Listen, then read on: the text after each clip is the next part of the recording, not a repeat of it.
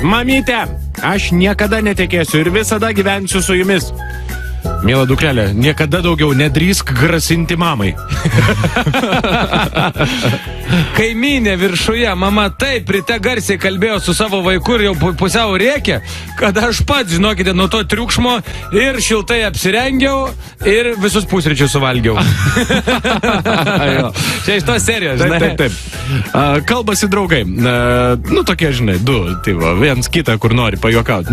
Klausyk, žinai, kokia pelė vaikšto ant dviejų kojų. Nežinai, taigi peliukas mėgi. Klausyk. Dar vieną tada gerą tokį. O žinai, kokia antis vaikšto ant dviejų kojų. Draugas jau nepasimėta, sako, taip, žinau, ančiukas Donaldas. Eiktų, visos antis vaikšto ant dviejų kojų. Beje, taip, jie skaičiuoti. Tai va.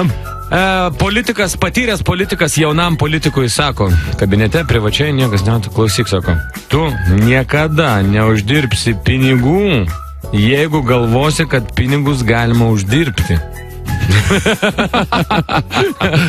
Logika. Geriau atrodyti kvailai ir patylėti, negu prabilti ir tas abejonės išsklaidyti.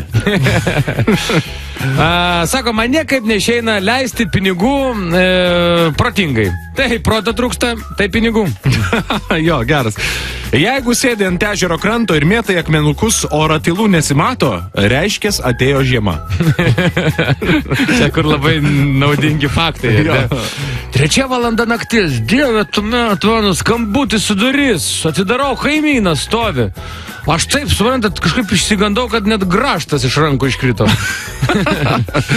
Kodėl tie vyrai tokie nesupratingi? Pusę valandos aiškinau policininkui, kad teisės palikau kitoje rankinėje, nes apsiaviau kitus batus. Dar kažkas. Aš tai nebeturiu. Dar yra geras asfaltas ant kelio nesimėto. Ir pabaigai dar vieną. Osvaldas per dieną surūko 2 pakelius cigarečių, o perka tik 1 pakelį. Klausimas, kiek žmonių nemėgsta Osvaldo?